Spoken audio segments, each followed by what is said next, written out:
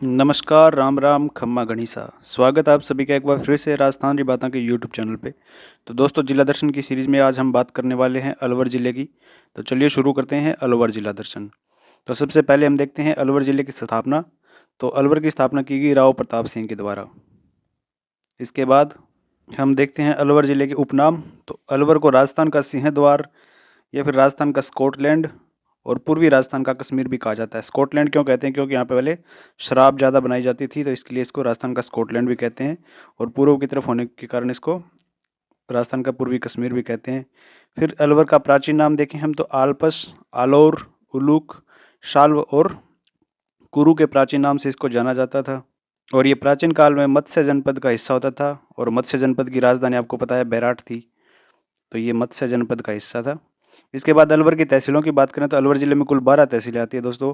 12 तहसीलों में अपने अलवर, थानागाजी, प्रतापगढ़, कठुमार, रामगढ़, राजगढ़, टहला, नौगांव, मालाखेड़ा, गोविंदगढ़, रैणी और लक्ष्मणगढ़, ये इसकी होगी 12 तहसीलें। अब उपखंडों की बात करें तो अलवर जिले में कुल 9 उपखंड आते हैं, जो कि हैं अलवर, गोविंदगढ़, रैणी, लक्ष्मणगढ़, मालाखेड़ा, राजगढ़, रामगढ़, थानागाजी और कठूमर।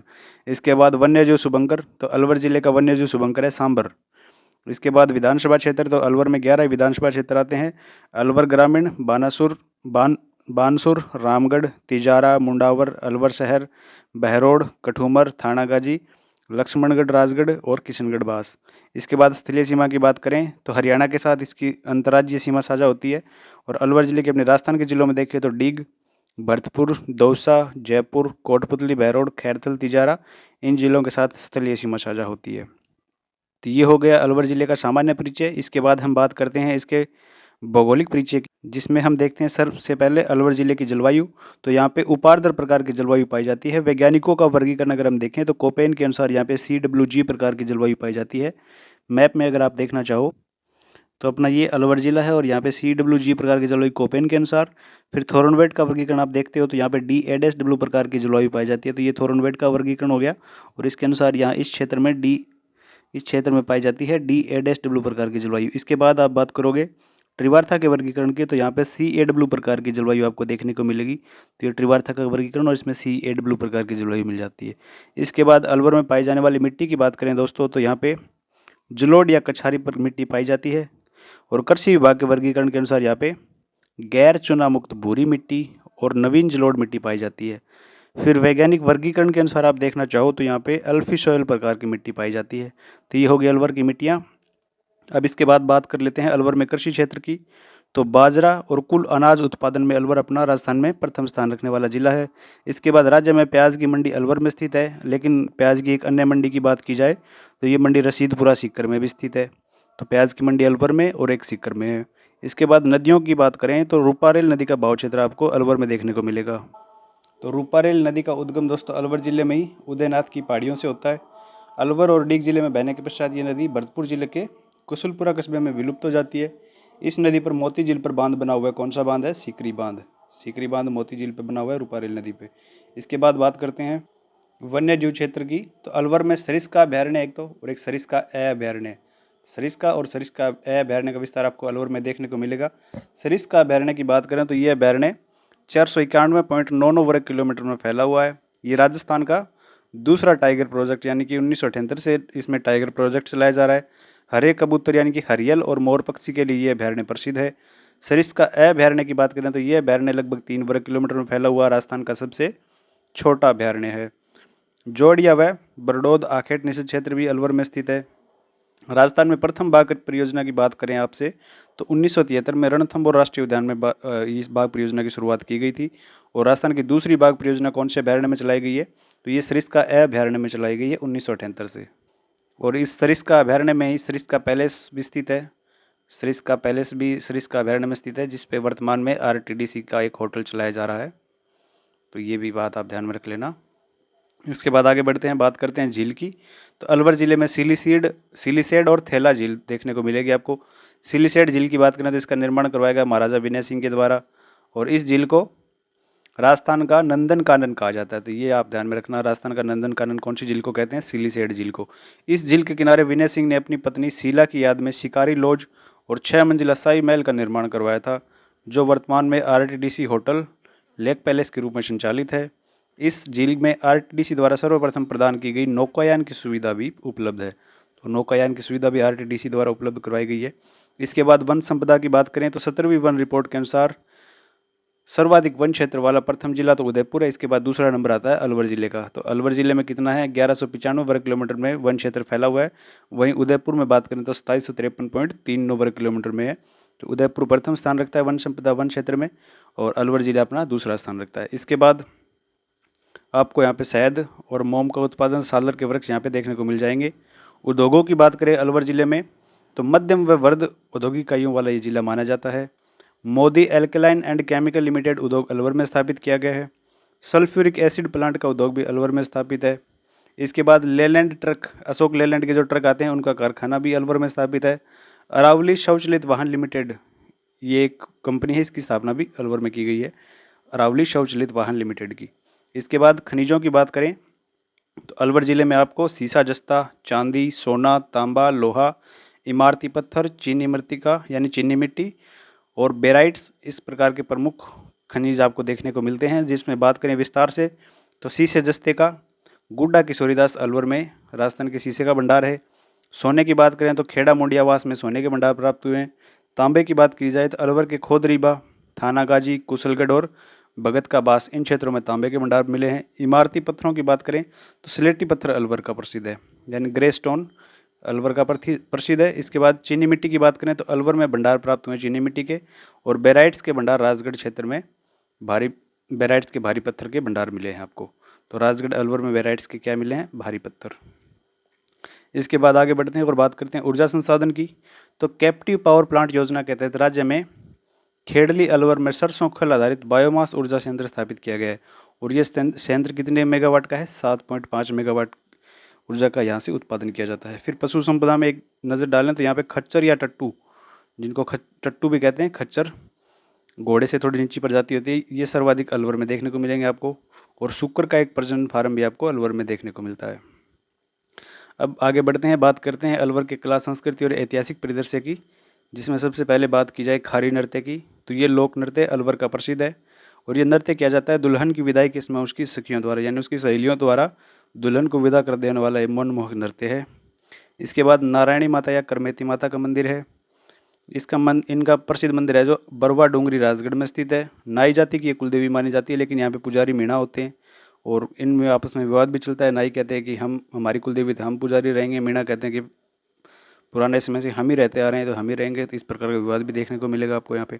फिर धौलागढ़ माता का मंदिर है यहाँ पे अलवर में। अलवर की कठूमर पंचायत के बहतुका गांव में धौलागिरी पर्वत पर यह मंदिर स्थित है। इस मंदिर का निर्माण लक्खी साहब बंजारे के द्वारा करवाया गया। तो लक्खी साहब बंजारे द्वारा इस मंदिर का निर्माण करवाया गया। और वैशाख सुदी एकम से पूर्णिमा तक यहाँ पर प्रतिवर्ष मेला भरता है। धौलगढ़ माता ब्राह्मणों की कुलदेवी है। और बहतुका गांव अलवर में प्रतिवर्ष वैशाख शुक्ल एकम से पूर्णिमा तक ये मेला हमने पढ़ लिया है कि भरता है यहाँ पे। इसके बाद संत चरणदास जी, तो इनका जन्म अलवर जिले के डेहरा गांव में 1703 ईस्वी में मुरलीधर वैश्य के घर में हुआ था। इनकी माता का नाम कुंजो देवी, गुरु का नाम सुखदेव मुनि था। इनका मूल नाम पूछ लिया जाए आपसे तो इनका मूल नाम था रणजीत। इनके द्वारा चलाया गया पंथ कौन सा है, तो चरणदासी पंथ इनके द्वारा चलाया गया है। इनकी प्रमुख कृतियों यानी इनकी प्रमुख रचनाओं की बात की जाए तो ब्रह्म ज्ञान सागर, ब्रह्मचरित, भक्ति सागर और ज्ञान सौरोदय, तो ये इनकी प्रमुख रचनाएं होगी। कौन कौन सी होगी, ब्रह्म ज्ञान सागर होगी, ब्रह्मचरित, भक्ति सागर और ज्ञान सौरोदय। इसके बाद इस पंथ के लोग पीले वस्त्र पहनते हैं। तो आप ये तस्वीर भी देख सकते हो चरणदासी की, पीले रंग की तस्वीर में ये खुद स्वयं भी बैठे हुए हैं। इसके बाद चरणदासी पंथ की प्रमुख पीठ कौन से जगह पे है, दिल्ली में इनकी प्रमुख पीठ है। चरणदास जी की प्रमुख शिष्या का नाम सहजोबाई और दयाबाई था। अब बात करें सहजोबाई और दयाबाई की, तो इनका जन्म, सहजोबाई का जन्म हुआ था डेरा गाँव अलवर में, और इनके द्वारा लिखा गया ग्रंथ था सहज प्रकाश। इसके बाद दयाबाई, तो इनका जन्म भी डेरा गाँव अलवर में हुआ था, और इन्होंने दयाबोध और विनय मलिक, इन दो ग्रंथों की रचना दयाबाई के द्वारा की गई। फिर बात करते हैं अलवर के बाला दुर्ग की, जिसे कुंवारा किला भी कहा जाता है और इसे 52 दुर्गों का लाडला किला भी कहा जाता है। तो अलवर में स्थित इस दुर्ग का निर्माण करवाया गया अलगुराय या अलगराय के द्वारा। इस दुर्ग को अलवर का किला, कुंवारा किला और 52 दुर्गों का लाडला किला कहा जाता है। इस दुर्ग में अकबर ने अपने पुत्र सलीम, जिसका उपनाम था जहांगीर, को 3 वर्षों तक नज़रबंद करके रखा था। तो यानी जहांगीर को 3 वर्षों तक अकबर ने यहाँ पे कैद करके रखा था। और इस दुर्ग में सूरजकुंड और सलीम सागर जल कुंड, 2 कुंड स्थित हैं। एक तो सूरज कुंड हो गया, एक सलीम सागर जल कुंड हो गया। तो ये इंपॉर्टेंट फैक्ट हो गए बाला किले के बारे में। और इसका निर्माण आपने पढ़ लिया कि अल गुराय द्वारा करवाया गया था, और ये करवाया गया था 1049 ईस्वी में। लेकिन हसन खां मेवाती द्वारा 1550 में इसका पुनर्निर्माण भी करवाया गया था। ये फैक्ट भी आपको देखने को मिलेगा यहाँ पे, हसन खां मेवाती द्वारा इसका पुनर्निर्माण करवाया गया 1550 में।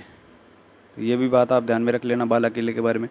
अब आगे बढ़ते हैं, बात करते हैं कुछ महल है यहाँ पे, बंगले हैं। तो हवा बंगला, एक तो हवा महल तो जयपुर में है, हवा बंगला है यहाँ पे। फिर अलवर पैलेस या सिटी पैलेस, हर सिटी में एक पैलेस होता है, उसको सिटी पैलेस नाम दिया जाता है। तो अलवर में भी एक सिटी पैलेस है। इसके बाद विनय विलास महल है यहाँ पे। और अलवर पैलेस का निर्माण करवाया गया महाराजा बख्तावर सिंह के द्वारा। तो ये सारे अलवर में स्थित है। फिर छतरियों की बात करें तो नेड़ा की छतरी, फतेह गुमद छतरी और महाराजा बख्तावर सिंह की छतरी, ये छतरियाँ भी अलवर में स्थित है। फिर सबसे प्रमुख छतरी आती है मूसी महारानी की छतरी। महाराजा विनय सिंह ने अपने महाराजा बख्तावर सिंह की पासवान मूसी महारानी की स्मृति में इनका निर्माण करवाया था। और ये 80 खंभों की छतरी है। तो 80 खंभों की छतरी है। काफ़ी बार क्वेश्चन पूछे जाते हैं। मूसी महारानी की छतरी अलवर में स्थित है। आप ये सारे फैक्ट एक बार अच्छे से देख लेना। इसके बाद भर्तृहरि मंदिर, इनका प्रसिद्ध मंदिर अलवर में स्थित है। भर्तृहरिनाथ संप्रदाय के संत थे। इनके गुरु का नाम क्या था? गोरखनाथ जी। भर्तृहरि का मेला इनके समाधि स्थल पर लगता है भाद्रपद शुक्ल अष्टमी को। तो भाद्रपद शुक्ल अष्टमी को इनका मेला लगता है। फिर लालदास जी का मेला भी लगता है धौलीदूब गांव अलवर में। तो अलवर के धौलीदूब में किनका? लालदास जी का भी मेला बढ़ता है। ये भी बात ध्यान में रख लेना आप।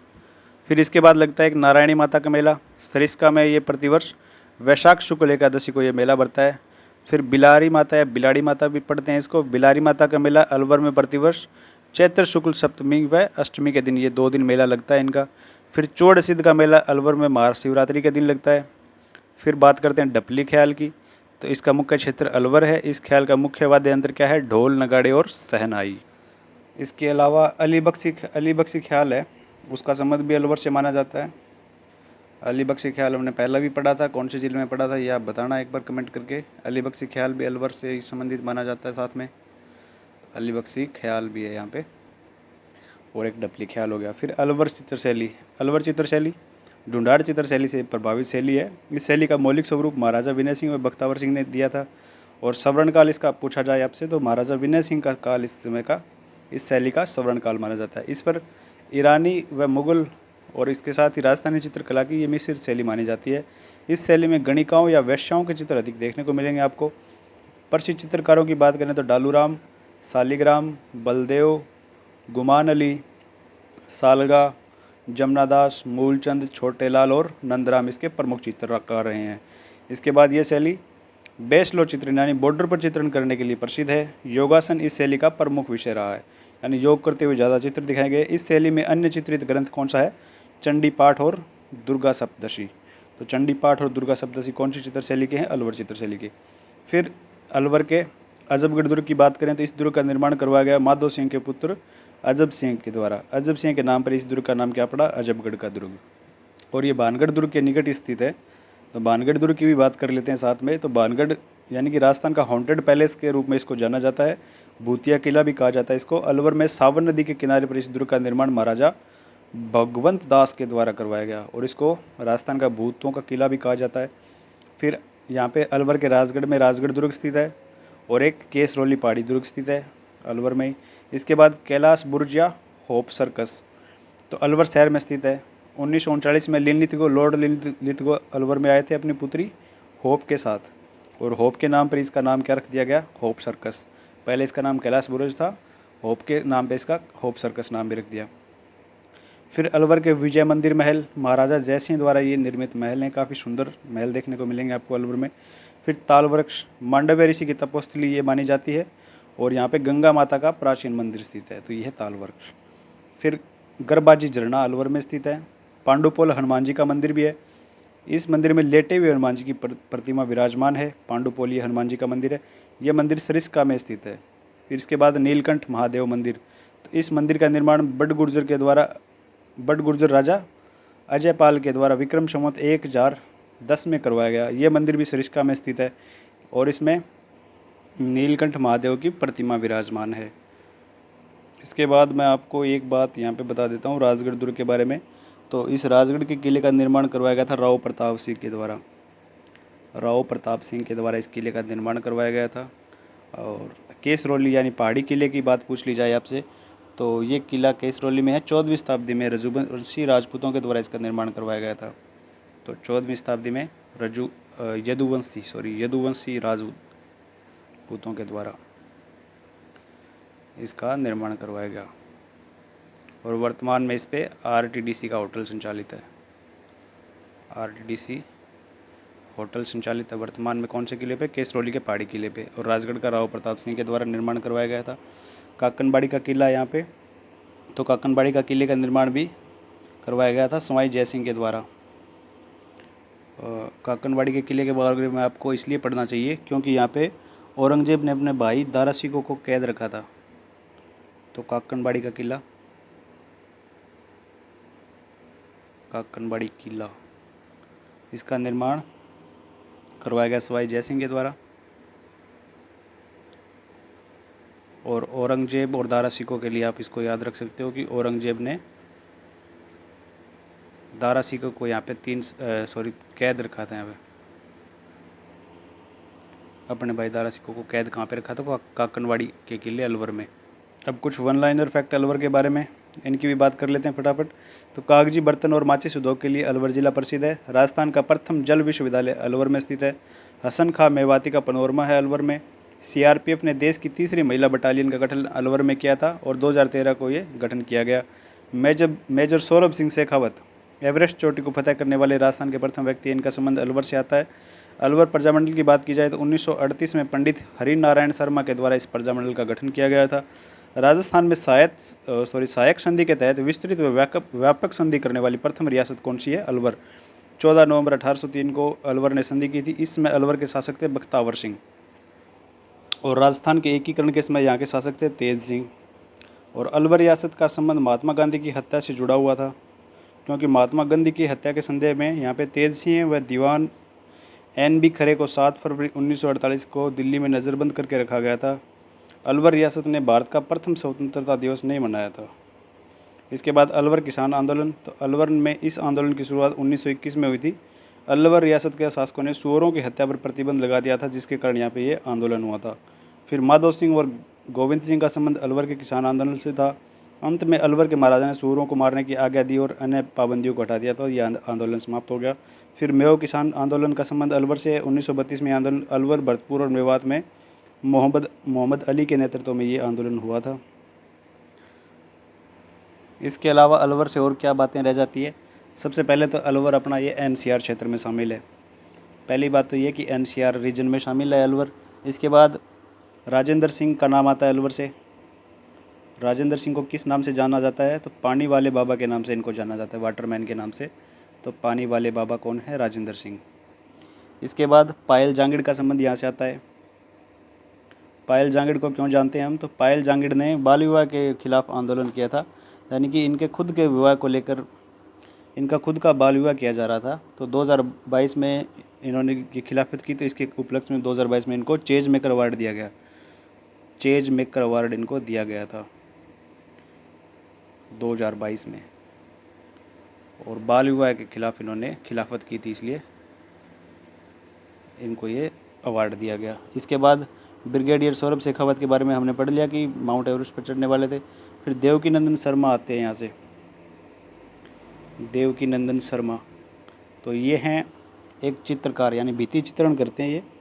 भित्ति चित्रकार आप इनको बोल सकते हो, भित्ति चित्रकार। पशु पक्षियों के ये चित्र करने में काफ़ी महारत हासिल किए हुए हैं। इसके बाद डॉक्टर जयसिंह नीरज का संबंध यहाँ से आता है। तो डॉक्टर जयसिंह नीरज ये साहित्यकार हैं,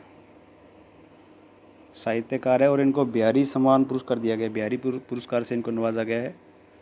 साहित्यकार है और आप इसलिए जानते हो इनको कि इनको बिहारी साहित्य सम्मान इनको पुरस्कार प्रदान किया गया है। बिहारी पुरस्कार से इनको सम्मानित किया गया है। इसके बाद जहूर खां मेवाती का संबंध भी यहाँ से आता है। जहूर खां मेवाती को तो आप जानते होंगे किस लिए प्रसिद्ध है? तो ये भपंग वादक है, इसलिए इनको जाना जाता है भपंग के क्षेत्र में। फिर इसके बाद और अलवर से क्या महत्वपूर्ण बातें रह जाती है? अलवर को शामिल किया गया है मेवात क्षेत्र के जो क्षेत्रीय विकास कार्यक्रम है इसमें शामिल किया गया था। तो अलवर को मेवात क्षेत्रीय विकास कार्यक्रम इसमें शामिल कब किया गया? तो 1987-88 में इसको ये मेवात क्षेत्रीय विकास कार्यक्रम में शामिल किया गया।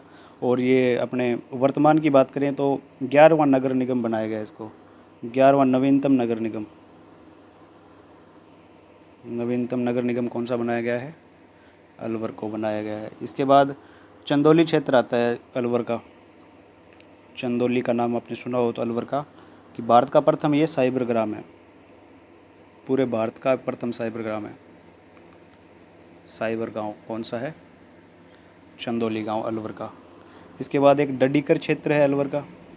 तो यहाँ से 5 से 7 हज़ार साल पुराने गुफाओं पे बने हुए चित्र यानी शैल चित्र मिले हैं। 5 से 7 हज़ार साल पुराने मिले हैं ये पुराने क्या मिले हैं? शैल चित्र।